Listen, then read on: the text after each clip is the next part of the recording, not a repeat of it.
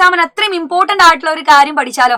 ഇനി നമുക്ക് ഇവിടെ ഒരു ടേബിൾ നിങ്ങൾക്ക് കാണാം. ഈ ടേബിളില് നിങ്ങൾ ശ്രദ്ധിച്ചു നോക്കിയാൽ ഇത് മീറ്ററിനെ കിലോമീറ്ററിലേക്ക് കൺവേർട്ട് ചെയ്ത് എഴുതിയത് നിങ്ങൾക്ക് കാണാൻ പറ്റുന്നുണ്ടായിരിക്കും അല്ലെ. ഇത് കുറച്ച് കുട്ടികളുടെ സ്കൂളിലേക്കുള്ള യാത്രയാണ് ഈ ടേബിളിൽ കൊടുത്തത്. അപ്പൊ വീട്ടിൽ നിന്ന് സ്കൂളിലേക്ക് എത്ര ദൂരം അവർ യാത്ര ചെയ്തു എന്നുള്ളതിന്റെ കൃത്യമായിട്ടുള്ള അളവ് ഇവിടെ ടേബിളിൽ കൊടുത്തിട്ടുണ്ട്. പക്ഷെ അതിലെ ടേബിളിൽ കുറച്ച് ഭാഗം വിട്ട് കൊടുത്തത് കാണാം അല്ലെ.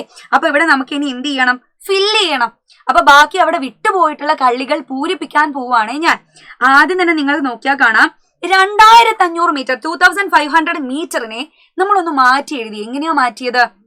യെസ്, 2 കിലോമീറ്റർ ആൻഡ് 500 മീറ്റർ എന്നുള്ള രീതിയിൽ എഴുതി. ഇതിങ്ങനെ എഴുതണമെങ്കിൽ നിങ്ങൾ ആദ്യം മനസ്സിലാക്കേണ്ട ഒരു അളവുണ്ട്. ഏതാണ് ആ അളവ്? 1000 മീറ്റർ ആണ് ഒരു കിലോമീറ്റർ എന്ന് പറയുന്നത്. സോ ഈ ഒരു അളവ് അറിയെങ്കിൽ മാത്രമേ ഈ ടേബിൾ നിങ്ങൾക്ക് ഫില്ല് ചെയ്യാൻ പറ്റുള്ളൂ. സോ അടുത്തത് എന്തായിരിക്കും വരിക? 5225 മീറ്ററിനെ നമുക്ക് മാറ്റി എഴുതാൻ പറ്റുമോ? മാറ്റാം. 5 കിലോമീറ്റർ ആൻഡ് 245 മീറ്റർ എന്ന് മാറ്റി എഴുതാം. അടുത്ത നോക്കിക്കേ നിങ്ങൾ, 3 കിലോമീറ്ററും അതുപോലെ 800 മീറ്ററും 800 മീറ്ററും. അപ്പൊ നമുക്ക് അതിനെ ഒരുമിച്ച് മീറ്ററിലേക്ക് കൺവേർട്ട് ചെയ്തൂടെ? എങ്ങനെയാ കൺവേർട്ട് ചെയ്യുക? 3800 മീറ്റർ എന്ന് മാറ്റി എഴുതാം. ഇനി ഒരു കോളം കൂടെ അവിടെ പെൻഡിങ് കിടക്കുന്നുണ്ട്. അത് എന്താക്കി മാറ്റണം നമ്മള്? Yes, 4.5 kilometre, 4.5 kilometre. ഇതിനെ മീറ്റർ ആക്കിയിട്ട് മാറ്റി എഴുതാൻ വേണ്ടി പറ്റുമോ?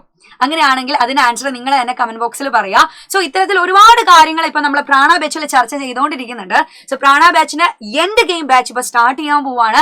എന്റെ കുട്ടികളുടെ ക്രിസ്മസ് എക്സാമിന് വേണ്ടിയിട്ടുള്ള ക്വസ്റ്റ്യൻസുകളും അതുപോലെ ആനുവൽ എക്സാമിന് വേണ്ടിയിട്ടുള്ള എല്ലാ കാര്യങ്ങളും നമ്മളെ ബാച്ചിൽ പ്രൊവൈഡ് ചെയ്യുന്നതായിരിക്കും. അപ്പൊ മറക്കണ്ട, എൻഡ് ഗെയിം ബാച്ചിലേക്ക് ജോയിൻ ചെയ്യാൻ മറന്നു പോയിട്ടില്ല എന്റെ കുട്ടികൾ എന്ത് ചെയ്യുക? ഓടിപ്പോയിട്ട് നിങ്ങളുടെ ഫ്രണ്ട്സിനെ ഒക്കെ അറിയിക്കുക. ഇനി നമുക്ക് അവിടെ വെച്ച് കാണാം. Bye bye.